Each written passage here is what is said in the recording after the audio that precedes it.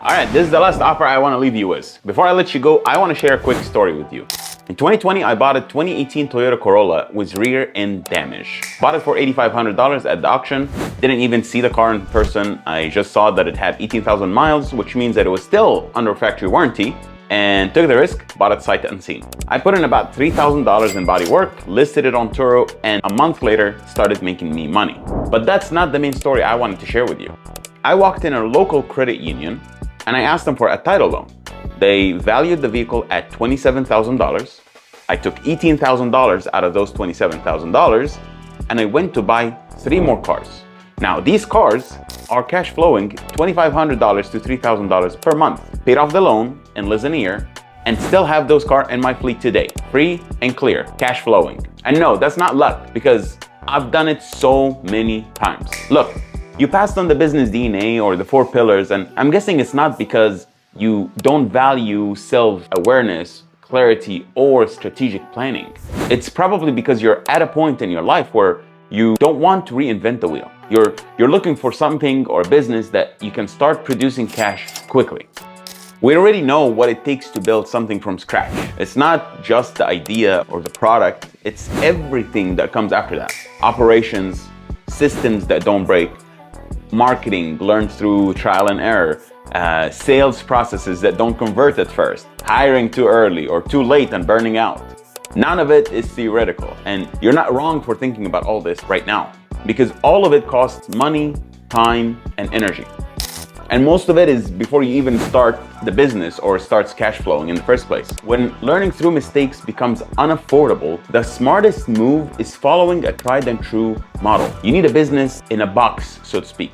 Something where the learning curve is already compressed for you. At this stage, building from scratch stops being ambitious and starts becoming impractical. Because honestly, if failure is not an option and cash flow matters the most right now, where you're at, franchise models make the most sense. They reduce uncertainty when you cannot afford to take a massive risk. The goal isn't to just prove that you can build something from zero. The goal is to install a model that already works and execute it efficiently. And no, you're not avoiding the work, you're just mitigating your risk, so to speak. Here's what most people don't understand about starting a business. When cash flow is the top priority, you can't necessarily afford to experiment. Every mistake actually costs you money. One wrong turn can set you back months. Every learning experience drains your nest egg. So the real question becomes, what kind of business gives you the best chance at cash flow with the least risk? And I can tell you this, after spending $100,000 on business coaching, here's what I've learned. The best first business has 3 elements. Number 1, you control the downside before you start. Which that means that if your first dollar requires risking all your capital, you're already starting with your back against the wall. Number 2, you want to buy an asset that pays you every month and is still worth something if you need to cash out. Most businesses don't work that way, by the way. You probably know this already. You spend the money, and if it doesn't work, there's no assets to sell. But some businesses let you own something that produces income and holds value in case you need to let it go and cash out. Number 3 is it has to scale without complexity. If adding 1 more unit means hiring 3 more people and building a new restaurant and infrastructure, that doesn't scale. It just adds stress. Restaurant comes to mind, for example. But if adding the second unit looks almost identical to adding the first one, that is called leverage. For me personally, I had 2 more elements that I wanted to add to this list. I wanted something with recurrent monthly revenue. And then number 2, I also didn't want to do marketing myself. Out of the models that I looked at, drop shipping, you're buying items at market price. There's no assets, no equity. You want to sell them, that's the only option you have is to actually sell the products. Amazon FBA, same problem, plus inventory risk. Food service business, I was in it, I was involved in it. You can't really scale it without hiring and adding new facilities. It's very, very complex. Then I found something that checked all those boxes, the 3 main elements and the 2 that I preferred. It's not perfect by any means, and it has its own limitations, but it's an excellent starting point when cash flow matters most to you at your stage right now. So what businesses actually checks out all these 3 boxes? When I looked at it objectively, businesses like real estate and car rentals came to mind first. And ultimately, I chose car rental, frankly, because I love cars. And before you think that's saturated, or I don't know anything about cars, or don't I need more money, let me show you why you're wrong. Number one, let's address the obvious question. Isn't the market saturated? No.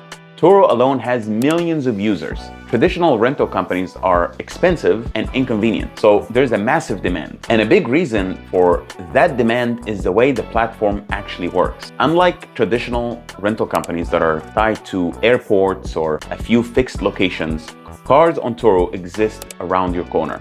That's where people reside. That convenience is the value proposition. People don't have to travel to a rental counter, wait in line, deal with the limited inventory. The car is already around the corner from their house. Let's move to the next one. Do I need to know about cars? Yes and no. No, because you're just buying the cars. You're not. I don't fix cars. I don't detail cars. I don't even deliver cars. I buy undervalued asset. I have a team that fixes what needs to be fixed. I let the car generate income. That's it. Number three, do I need a lot of money? This is a belief that keeps most people out, and it's completely wrong. You don't need $30,000 and a perfect credit to do that. I went from owning one car to having a fleet of over 30 cars generating over $25,000 per month in less than 2 years. And that's why I put the ultimate car rental guide to help anyone do the same exact strategy. This isn't how-to guide. I walk you through everything from getting your dealership license, which you don't have to get, but it's super helpful, to having fully operable car rental business. You will see all the details you actually need to get this up and running properly. All you need is about $7,000 and the right system. And I will show you how to get both of them in this guide. Even if you don't have $7,000, I can show you how to do that. Now let's talk about how even the seasoned car rental operators can actually benefit from this guide. Number one, the equity play. And this is key. Remember our main three elements for first businesses: make money when you buy, asset that generates income and holds value, scaling without complexity. Here's how car rental hit all three. We make money when we buy the car, not when we rent it.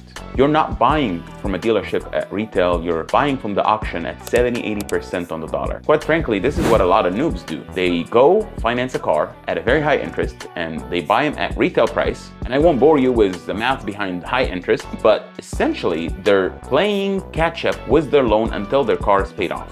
This creates a massive opportunity for an operator like you who knows what they're doing to grow scale without a lot of serious competition. And you're mitigating your downside tremendously, because every time a car gets totaled, instead of being upside, you're actually making money. Now, cars that have cosmetic damage, bank-owned, repossessed, vehicles that scare most regular buyers, these are my gold mine.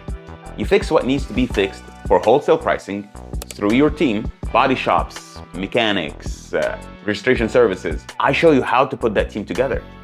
Buying below market value builds equity first, reducing the capital at risk before the business even starts. So you buy the car for $6,000, $7,000. After repair value becomes $10,000, $12,000. You just built $4,000, $5,000 in equity before you even list the car. This asset generates income and holds value for you. And the car rents for $600 to $900 a month. But here's the key. Let's say Turo changes their rules tomorrow, or the market shifts, or if you want to just cash out and start another business after you build a few cars, you can sell the cars. You're still profitable because you built equity from day one. You're not upside on your loan. You're not gambling with borrowed money. Your fate is not in the interest rate that you're paying and the loan that you have to pay the bank. Scales without complexity. Adding car number two is the same process as car number one, but buy undervalued, fix it, list it, let it cash flow. Then you use the equity in car number one to fund car number two, number three through title loan. Same team, same system, just more units. And yes, there are scaling limitations once you get to a certain number of vehicles, which I break down in the guide. But here's why this works when you have limited capital. Most businesses, you spend money and you hope to make it back. This business, you build the equity first, then you let it cash flow. If the car gets totaled tomorrow, you're not upside down on your loan. You actually make money. If you need capital to scale, you pull equity out through title loan without selling the asset. Now, you are no longer gambling. You are actually operating a business. Let me tell you how I figured this all out. I didn't start with some genius plan. I started with the same way most people do. You buy a car, you list them, try to figure it out. But I made a lot of expensive mistakes. Picked up the wrong car sometimes, didn't know who I should have on my team, didn't understand how to handle insurance claims with Turo, which I go over in the guide, tried to scale too fast without system, but eventually I cracked the code. Number one, your team determines your margins. 100%. The right body shop saves you $2,000 per repair. The right mechanics prevents a $3,000 breakdown. The right registration service saves you hundreds of hours and late fees. I built a network of people who made me money. Number two, automation is what lets you scale without losing your freaking mind. I automated guest communication, vehicle access, problem handling, team coordination. That's when it clicked. I wasn't just building side hustle, I built a system. And if I could hand someone this exact system, the contacts, the processes, the templates, vendors list, problem-solving playbook, they'd skip 90% of the mistakes I made. That's why I created the guide that exists today. Look, if you're still here, that means that you know you need to make a move, but you haven't pulled the trigger on anything yet. Maybe you're waiting for more clarity or the perfect opportunity, or maybe you're just stuck between too many options. Here's what I know. Taking the time to get clear is very smart. I advocate for that. Staying there too long is what becomes costly. Not because you're losing money, but because you're losing time. And time is one of the most valuable things that we have in life. You can't get it back. You can make more money back, but you can't get your time back. So you have a choice to make right now. Walk away, keep looking, that's fine. Maybe the DNA report or the 4 pillars make sense for you in a few months, or take our proven model, execute it for the next 90 days, give it your all, and start building momentum. That's it. That's a decision. And here's what you get for $97 only.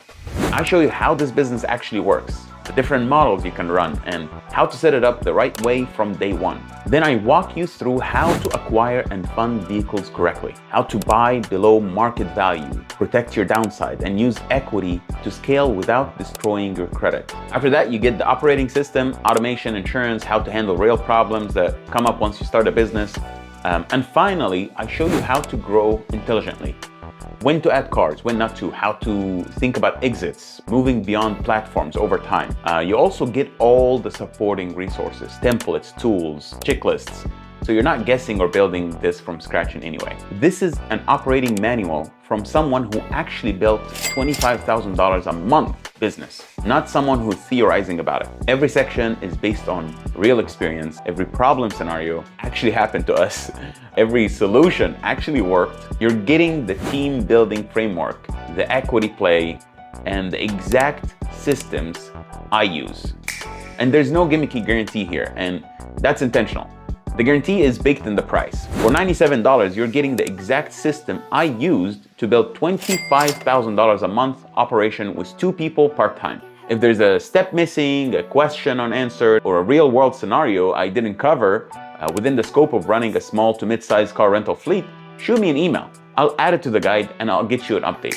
$97 is less than 1 mistake from buying the wrong car, which could range from $2,000 to $5,000 loss. 1 denied claim from improper documentation or not following a process. But here's what it costs you if you don't have the playbook. 6 months of trial and error, $3,000 to $5,000 in preventable mistakes, opportunity costs for not having cash flow vehicles sooner. If you just want one proven model with exact steps, if you're tired of research mode and ready to copy someone else who actually built this business, if you want to build cash flowing assets that could eventually become a sellable business, click on the button below. Get the car rental business guide for $97. One proven system, exact steps, complete system, and nothing held back. That's it.